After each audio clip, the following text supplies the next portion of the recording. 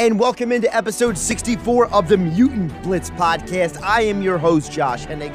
On this edition of the podcast, it's going to be a dual-purpose podcast. This is going to be a review of Wonder Woman 1984 with spoilers, along with an explanation of the movie for a lot of people out there who maybe you watched the movie, maybe you read about the movie, maybe you don't understand what actually happened or is going on with this movie. I've noticed that a lot out there. So let's open up a cold one and get started on episode 64 of the Mutant Blitz Podcast.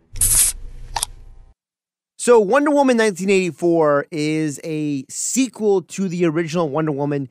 This is still set in the past. So this still happens before Justice League, before Superman v. Batman, Dawn of Justice, before the Snyder Cut, before all those things. So you have to keep that in mind when watching this movie. And as I mentioned, this is a spoiler review, but also an explanation of the movie, because one of the problems I noticed in the lead up to this movie and now in the aftermath reaction of the movie, there seems to be a lot of negativity about this film. And I think the negativity is completely displaced. And you have to realize that this movie is set in the 1980s on purpose. That was not an accident. That was not a, hey, wouldn't it be nice if? No. This was a film that was specifically laid out to be an era piece. Because the story of Wonder Woman is, in the movies, also a coming-of-age story. This is not just some prototypical superhero movie, superhero storyline. And I think one of the problems with the reception of this movie is that, number one, I think expectations were so high because it was the first major blockbuster that we've had come to the theaters since the movie theaters actually opened. A lot of people didn't go see Tenet, even though I did, and I thought it was very good. I know a lot of people wanted to watch Wonder Woman 1984 on their HBO Max apps, and I know that a lot of people were consuming this film with a level of expectation that probably would have never lived up to it, even if the suggestions that I would personally give were followed through in the film. But you have to understand, this is a movie set in the 80s. This is a coming of age. This is a growing up, a maturity thing when it comes for Diana. Because remember, in the first movie, when she first left Themyscira and came to the land of man, as they call it, is her learning about herself, learning about the real world, learning about all these things she had never experienced before. Well, now she's lived in this world for decades when we get to 1984. But she still has this gap, this hole in her soul that she misses Steve Trevor, the first man she ever loved. And it's important for us to keep that in mind, because I know some people are trying to paint this as, oh, Wonder Woman's supposed to be a beacon of strength and virtue and blah, blah, blah. And I think that's completely unfair to place those expectations on the character, because number one, that's not what she was in the comic books anyway. She was a character to be idolized, but she was never this perfect character. She was never meant to be a perfect character. Her character was always meant to be a representation of different things in society. And Patty Jenkins purposely wanted to write a story that made Wonder Woman vulnerable, that makes her more identifiable to the audience, that makes the character sympathetic to the audience. And remember, with Jeff Johns involved in this movie, Jeff Johns, longtime DC comic writer, you're bringing in a lot of the modern elements of Wonder Woman to this movie. So you have Patty Jenkins, who's trying to bring a strong female character who has vulnerabilities and who has to work through those vulnerabilities. And you have a writer in Jeff Johns who is going to bring the modern interpretation of Wonder Woman with him. You're going to overlook some of the more idealistic elements of the character from the 40s, 50s, and 60s. This is not the golden and silver age of comics anymore. This is a different interpretation of the character. And I don't think in any way it goes against the purpose of the character at all. I think this idea that having Wonder Woman be vulnerable and be more human than she really is, I think is a credit actually to the story, because while the movie in no way is as good as the original movie, it builds on a specific element of the previous movie, which is they tell at the beginning of the movie, they have the quote when she's on Themyscira, "Nothing good is born from lies." And that's an important element, because the reason why everything happens in the movie is because people buy into a lie. The primary villain, who is actually a sympathetic villain, which is a very un-DC Comics thing to do, Maxwell Lord, played by Pedro Pascal, a completely different character than he's been playing on the television show The Mandalorian on Disney+. Maxwell Lord is a byproduct of his era. He is a guy who's trying to make money in a part of the economy, which oil drilling, that is very hard to get into. And he's trying to use investors to prop himself up. So when he does eventually hit liquid gold, that it all goes his way. Well, you find out in the movie that he's willing to do whatever it takes to be successful. And that includes stealing a wishing stone and wishing upon it and making himself one of the most powerful beings in the universe, because he tells the wishing stone, "I want to be you," and he absorbs the essence of the stone so he can grant people wishes. And that's really where the movie goes sideways. Where Wonder Woman 1984 goes wrong is it uses a cheap plot device from the comics for a movie. And that's really a bad thing, because as a comic book person myself, one of the things we don't like about comics is when there's a cheap plot device, when there is something that is put there for no other reason except for it to advance the story and as an excuse for things in the story. There's really no need to have a wishing stone. They could have gone a different direction, but they chose this one, and it was a very comic book way to do things. And that's why it's disappointing, because you expected more from this. You expected more from the people who wrote Wonder Woman, the people who were involved in the first movie. And for you to use a cheap plot device just felt very lazy. And I think that's why there has been such a high level of disdain for this film, because whether you want to call it a wishing stone, the dream stone, whatever you want to call it, there is something to be said for the fact that they didn't have to go this way, okay? They didn't have to go down this direction, but they chose to, and you're stuck with it. And ultimately, when you think about the movie and how much of the DC universe they're trying to bring into these movies, for example, the fact that they have Kozlov Jewelers, it's a name of a DC comic book character who was a jeweler in the 1970s, right? Whether it was, the mall scene where Diana goes in and, it's a very big entrance similar to what we saw of her in Batman v Superman, how Wonder Woman has always been someone to make an entrance. Whatever the situation is, whatever the good intentions of the people who made the movie and wrote the script, they overlooked the fact of the laziness of comic books and why the 90s were such a bust for the comic book world. Because when Marvel had to avoid going into bankruptcy, and when DC had to go through another crisis event to hit their reset button, it was because you were dealing with a world that was tired of comic book gimmicks.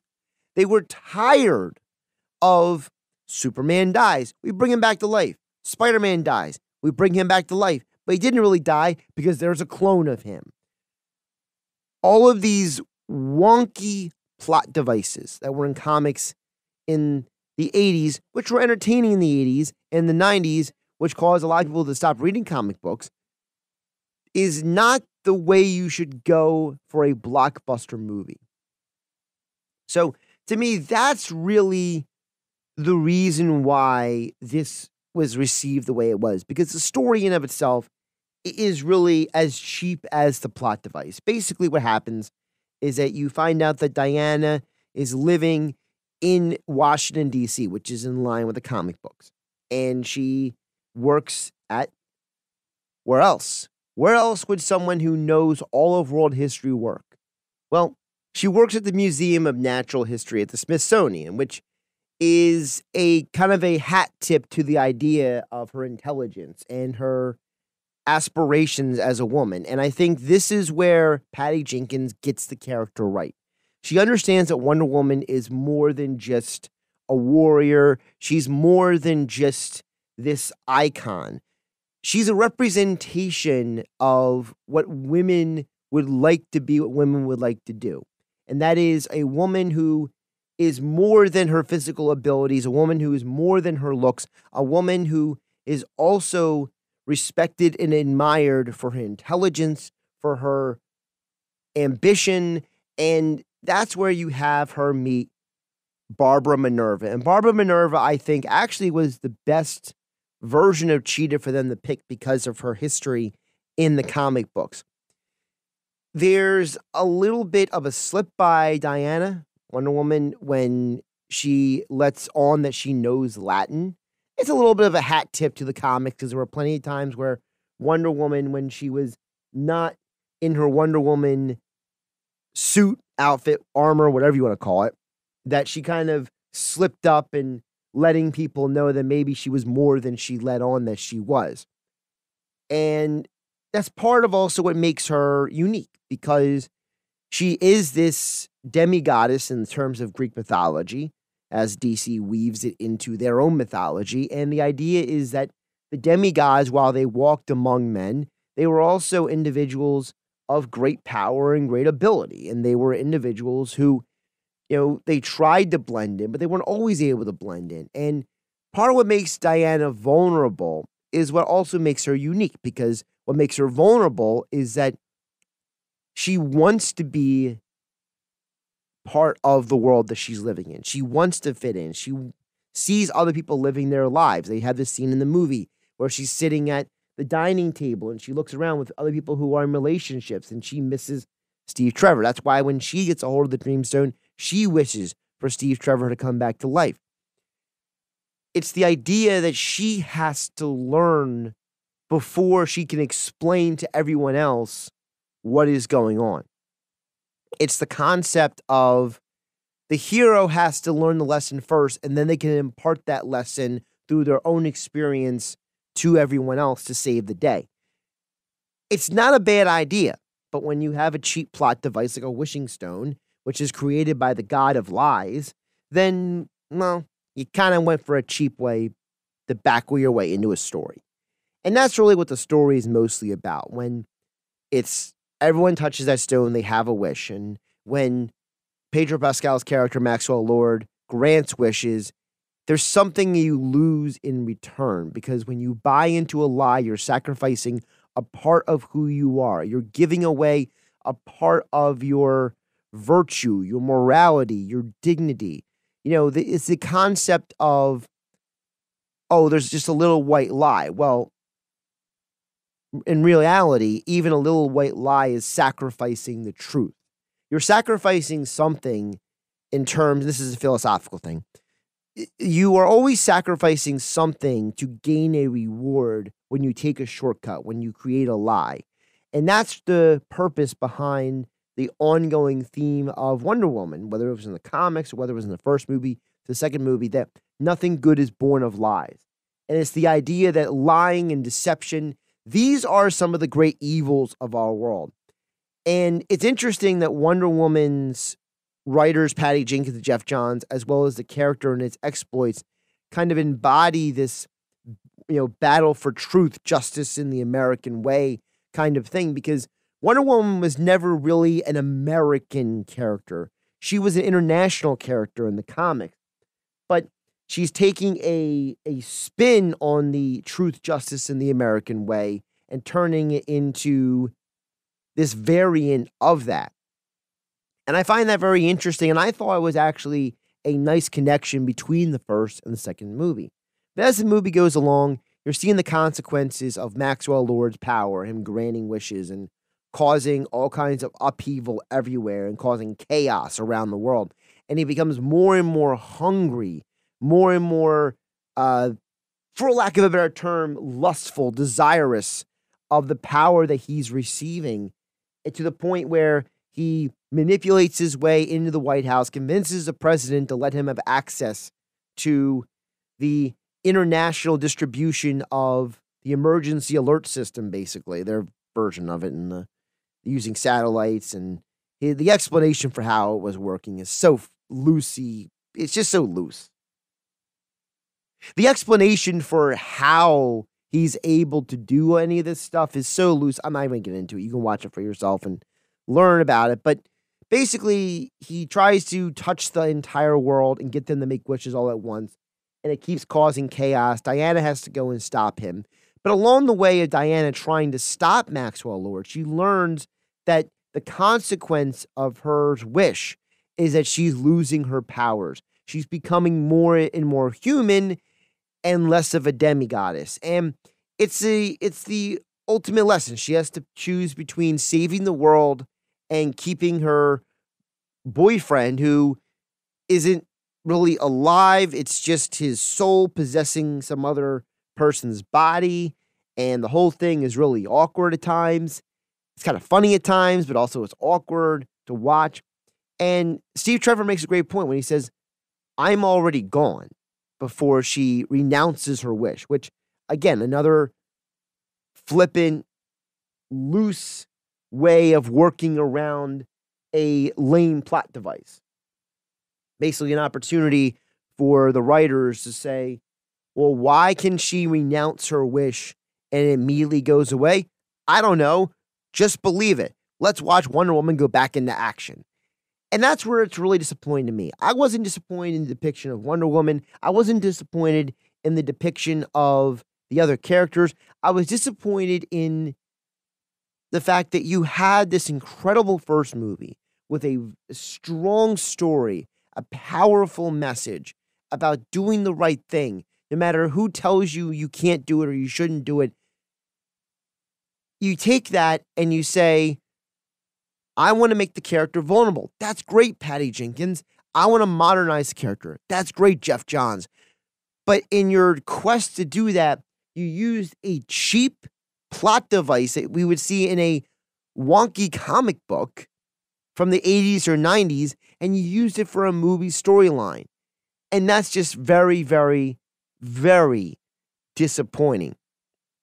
So as the movie goes on, she gets her powers back, and you learn the story of Astra, who is another woman from Themyscira, but her backstory is that she held off the armies of men to allow the Amazons to escape the Paradise Island. So Diana tells the story in the movie, which is a nice little hat tip to some mythology in DC Comics and Greek mythology again. And the idea is that she had found the golden eagle armor that Astra had. And she ends up grabbing the armor and using it in her final showdown with Barbara Minerva Cheetah, as Cheetah has had her powers amplified by Maxwell Lord. And she's able to be an extremely formidable foe for Diana.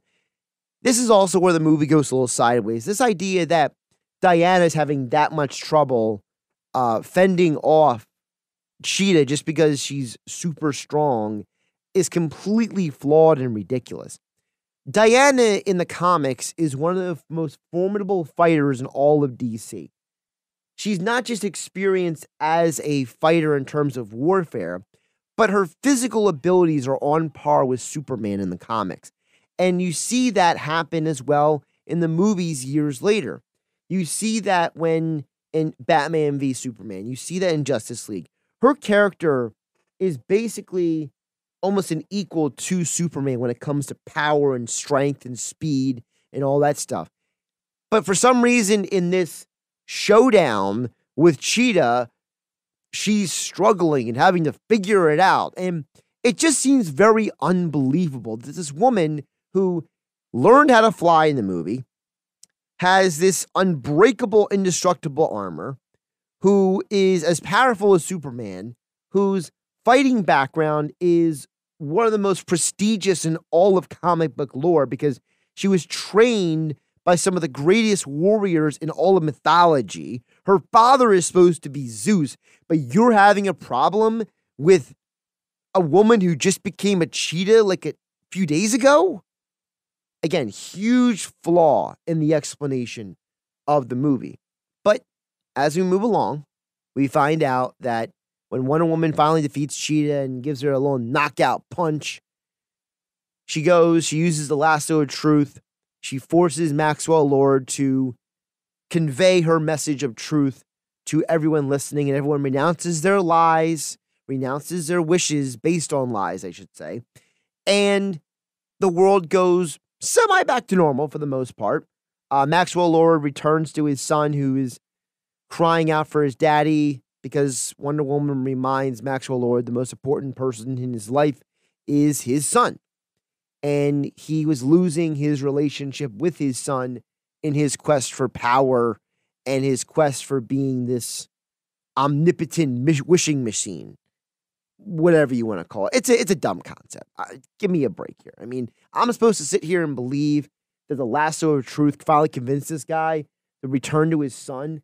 Oh, what's the true love of your life? I love my son. Return to your son. No. If you were such a loving father, you care about your son so much, you wouldn't be such a psychopath and running off and wanting to be a wishing a genie. Like, that's basically what he became. He became a superpowered genie who bleeds from his eyes when he gives away too many wishes. It's just ridiculous. And I think that's why the reception was so negative. Gal Gadot, again, does an amazing job with the character. I thought that Kristen Wiig did an incredible job portraying Barbara Minerva, showing her transformation from this good person to this villainous arch nemesis of Wonder Woman. I thought that Pedro Pascal did a very good job with the Maxwell Lord character, no matter how flawed it was. I thought that the environment that they put these characters in was impressive.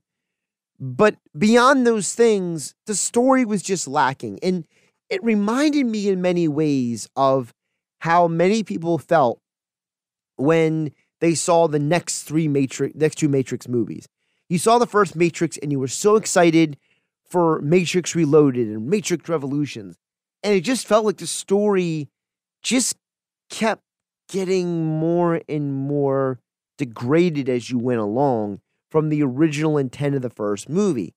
And it's not that, Reloaded and Revolutions were horrible movies, but you just felt like you wasted an opportunity. And I think that's what 1984 does. Wonder Woman 1984 was well-intentioned. Wonder Woman 1884 was a continuation of a very good story. It's a great opportunity that Patty Jenkins wanted to show that even superheroes have vulnerabilities, even superheroes have struggles, and you can admire and look up to somebody, but they have to learn their own lessons too about life and living and not living a lie and being everyone they're supposed to be. And being a strong, independent, powerful woman is about admitting your flaws and owning your mistakes and being all you can be, despite what everyone tells you to do, but all that gets lost in the sauce because of a wishing stone and the god of lies and a faulty plot device that should have never been there in the first place. So I know that there's talk of a third Wonder Woman movie, and Patty Jenkins is going to have that set a little bit closer to the modern era. I just hope she learns from the mixed reaction of audiences that it's not that the audiences don't want Wonder Woman. It's that they want the Wonder Woman they saw in the original Wonder Woman movie. They want the Wonder Woman that they saw in Justice League, being the moral compass and the wise woman who is basically having to, tell all the young boys to grow up at times. That's what Wonder Woman is. She's meant to be this moral compass of the DC universe. She's meant to be this character that people, male or female, look up to. It's not just a specifically female superhero. This is not like Supergirl or some other female heroine characters that are very targeted toward females. So Wonder Woman was meant to be an idealized character for men and women. And I know the history of Wonder Woman is very complicated and very, complex, and it's got a lot of layers, a lot of messiness to it, but it's got 60, 70 years of growth on it. And for all of the years you could grow on it, you decided to draw off the last 20 years and not look at the rest of it. It just felt like a cheap excuse to continue the franchise. And I think they could have done a better job with the movie. I don't hate it. I don't love it. I understood what Patty Jenkins was trying to do. But at the end of the day, when you end the movie with the kind of tease that you did with a nice little hat tip to Linda Carter makes an appearance, the original Wonder Woman from the television show back in the 70s. You find out that she's Astra, and she is the woman that Wonder Woman's been looking for. That I'm assuming that Astra will be in the next movie. Again, I'm making an assumption. It's a loose assumption, but it's a safe assumption. I think that we're kind of at the point when it comes to the character that you realize that DC Comics and their leadership problem is why we are where we are today. I've discussed this previously on the podcast, and this is where we're going to wrap up with this. When DC decided to fire almost the entirety of their upper management and leadership when it came to the movie and television divisions, and when DC tried to regain, the authority and the power over the television properties, an authority and power that they handed away, and some people believed too much to the CW in terms of their television shows, which are also going downhill as well. Lacking of leadership and lacking of direction and lacking of consistent continuity and standards across the board is the reason why DC will never be on the level with Marvel. Everything is connected in Marvel. Everything is streamlined. Everything has to cross all of these different lines when it comes to, verification and clarity, and there's double checking and triple checking. If you've ever watched any of the extra features in terms of the Disney Plus, when it comes to the Iron Man movies, like the amount of work that Jon Favreau and his group went into, and the just painstaking making sure those movies were done right, or all the work that James Gunn has done in post-production when it comes to Guardians of the Galaxy, or the double and triple checking that Steve Marcus has done in all the movie Marvel projects that he has been involved in.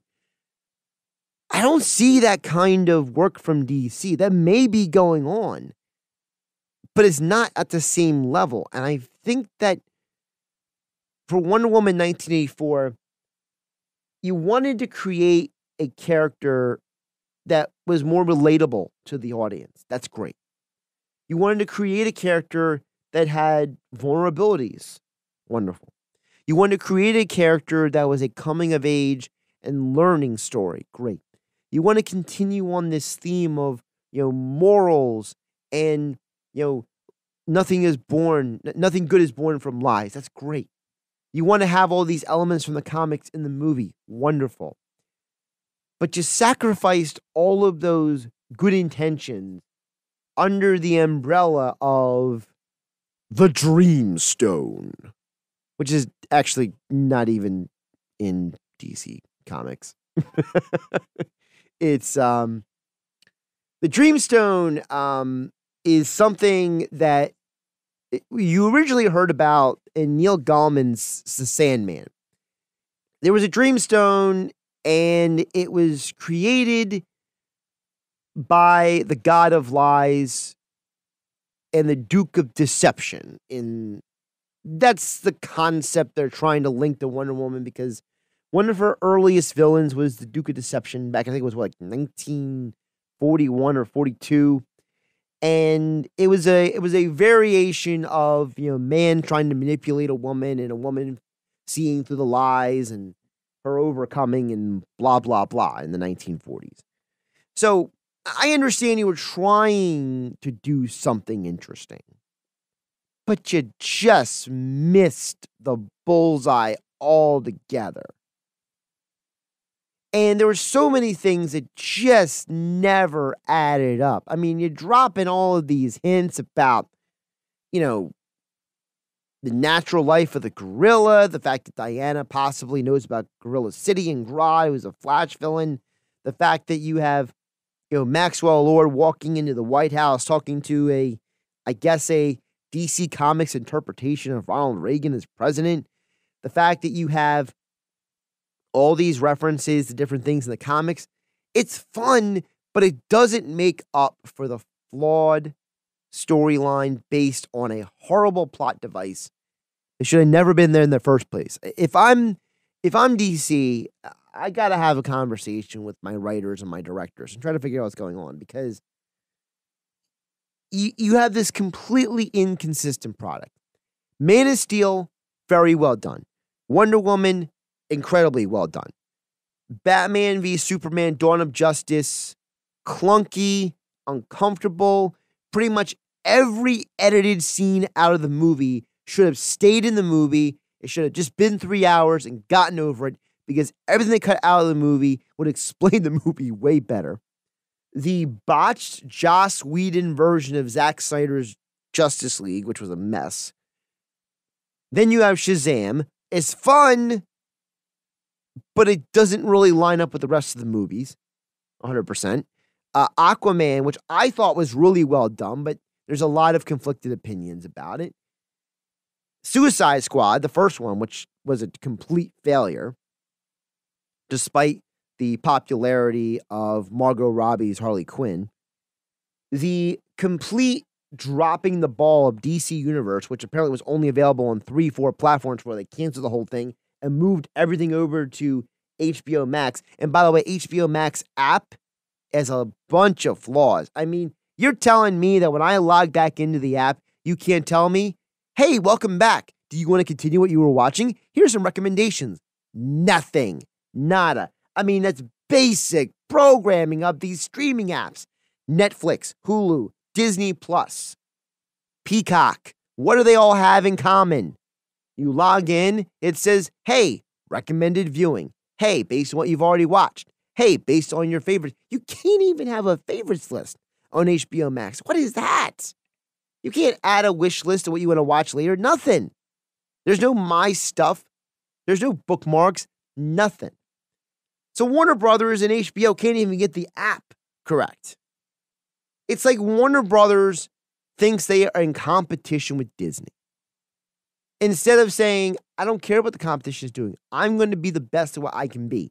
That's why Marvel got to where they are. That's why Disney Plus has become one of the largest subscribed platforms. They're up to 90 million subscribers, and they've only been on the ground running for a year and a couple months. And when WandaVision comes out very soon, it's going to explode, because I'm telling you right now, when we review that, you're going to find things that Marvel is doing with that is going to be way more impressive than anything you ever thought was possible. Because the way they're going to go in phase 4, as I mentioned, is they're building for the future. They're setting a whole new foundation on top of the last 10 years. You know what DC is doing? They don't know. They're just trying to figure it out. I mean, there's rumors right now that The Flash has to go through reshoots. I mean, that Flash movie was supposed to come out in 2018, 2019. Now it may not come out till 2022, 2023.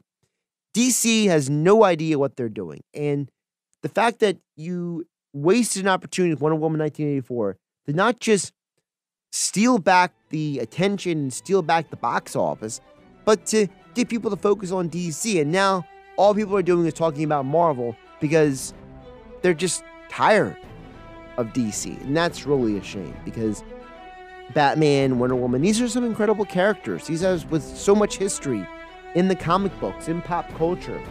And you wasted it on a wishing stone.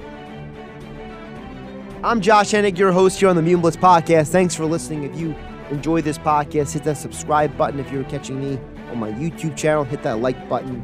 Of course, we will be reviewing all the television shows and movies with Marvel coming out, as well as DC as we get to them as well here on the Mutant Blitz Podcast.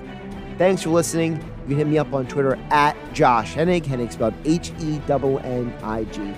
And I'll catch you right here next time for another edition of the Mutant Blitz Podcast.